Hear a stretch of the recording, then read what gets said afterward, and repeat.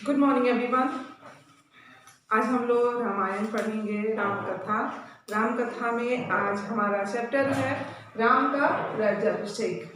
राम का राज्याभिषेक कैसे हुआ इसके बारे में हम लोग पढ़ेंगे। इसके पहले हमने लास्ट क्लास में पढ़ा था लंका विजय, कैसे लंका पर विजय प्राप्त करते हैं राम और अपना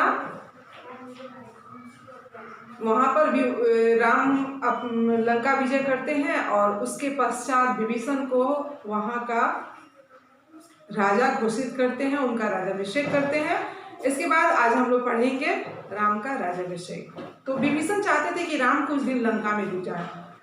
जब विभीषण का राज्याभिषेक हो गया, लंका के वो लंकापति वो बन गए, तो उनका मन था कि राम जो है वो कुछ दिनों के लिए लंका में निवास करे, उनकी लंका में निवास करे राम। उन्होंने अपनी इच्छा राम को बताई, उनका कारण भी था, मैं चाहता हूँ कि आप कुछ दिन यहाँ विश्राम कर लें, युद्ध की थकान उतर जाएगी। वैसे इसमें मेरा कोई भी स्वार्थ नहीं है, यह बताएं कि मेरा कोई ऐसा वैसा स्वार्थ नहीं है। मेरा इसमें स्वार्थ है कि आपका सानिध्य मुझे मिलेगा, आपके रीति रिवाज सीखने का अवसर मुझे मिलेगा, आपको भी यहाँ की नगरी देखने का अवसर मिलेगा। आपने यहाँ की नगरी नहीं देखी है।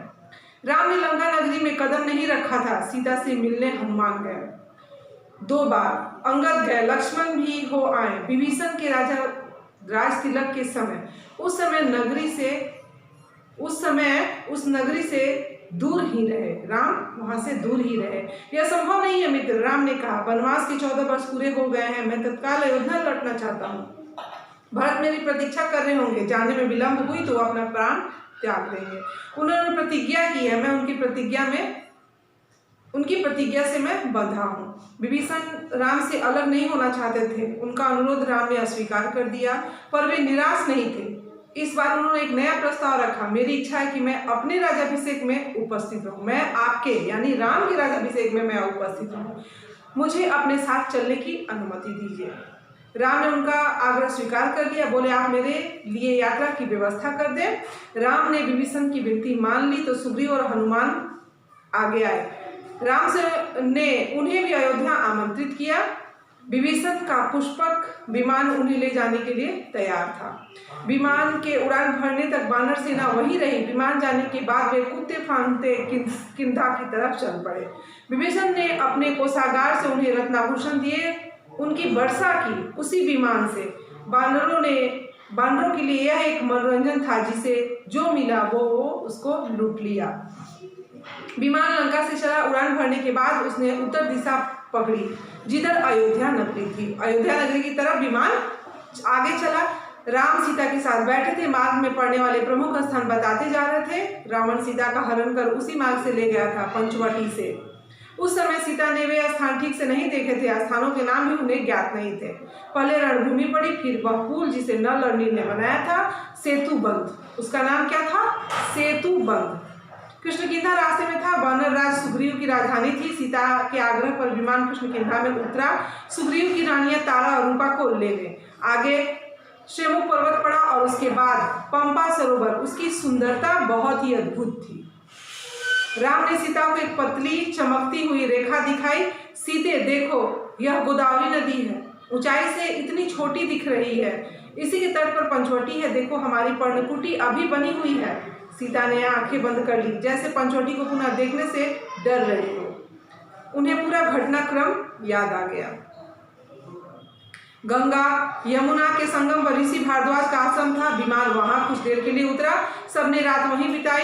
ऋषि का आग्रह था कि रात सब वहीं बिताएं। राम उसे टाल नहीं सके। वहीं से उन्होंने हनुमान को अयोध्या भेजा। भरत को अपने आगमन की पूर्व सूचना देने के लिए भेज दिया। राम सीधा अयोध्या नहीं जाना चाहते थे। उनके मन में एक प्रश्न था, एक संशय। 14 वर्ष की अवधि कम नहीं होती, कहीं इन अवधि में भरत को सत्ता का मोह तो नहीं जाग गया? हनुमान को अयोध्या भेजते हुए उन्होंने यह प्रश्न रखा था, वे वानर शिरोमणि, हे वानर शिरोमणि, आप भरत को मेरे आने की सूचना दीजिएगा। ध्यान से देखिएगा कि यह समाचार सुनकर उनके चेहरे का भाव कैसा हो रहा है। यदि भरत को इस सूचना से प्रसन्नता नहीं हुई तो मैं अयोध्या नहीं जाऊंगा। भरत राज का संभाले, इसमें मुझे कोई आपत्ति नहीं है। हनुमान वायु वेग से चल पड़े, जैसे उड़ रहे हो। मार्ग में निषाद राजगीर से भेंट की। उन्होंने अयोध्या का हाल जाना। वहां से नंदीग्राम पहुंचे। उन्होंने भरत से कहा, श्री राम के वनवास की अवधि पूर्ण हो गई है, वे लौट रहे हैं, प्रयाग पहुंच रहे हैं, मैं उन्हीं की आज्ञा से आपके पास आया हूँ। भरत की प्रसन्नता का ठिकाना न रहा, आंखों में खुशी के आंसू हो गए। वे बार बार हनुमान को धन्यवाद दे रहे थे यह शुभ समाचार उन तक पहुंचाने के लिए। उनके चेहरे पर केवल एक भाव था, वो क्या था? प्रसन्नता का भाव था। हनुमान उनसे विदा लेकर आश्रम लौट पड़े राम के पास। अगली सुबह प्रयाग से श्रृंगेश्वरपुर होते हुए राम का विमान कुछ ही देर में सरयू नदी के तट पर पहुंच गया। दूर अयोध्या नगरी के भवनों के शिखर दिखाई देने लगे। सबने अयोध्या को प्रणाम किया। उधर भरत से सूचना पाकर अयोध्या में उत्सव की तैयारियां होने लगी। नगर को सजाया गया। शत्रुघ्न राज्याभिषेक की व्यवस्था में लग गए। महल में तीनों रानियां नंदीग्राम के लिए निकल पड़ी। कौशल्या सबसे आगे थी। उन्हें पता था कि राम पहले भरत से भेंट करेंगे। राम का विमान नंदीग्राम उतरा। उनका भव्य स्वागत हुआ। आकाश राम के जयघोष से गूंज उठा। राम ने विमान से उतरकर भरत को गले लगाया, माताओं को प्रणाम किया। भरत आगे हुए आश्रम के भीतर गए।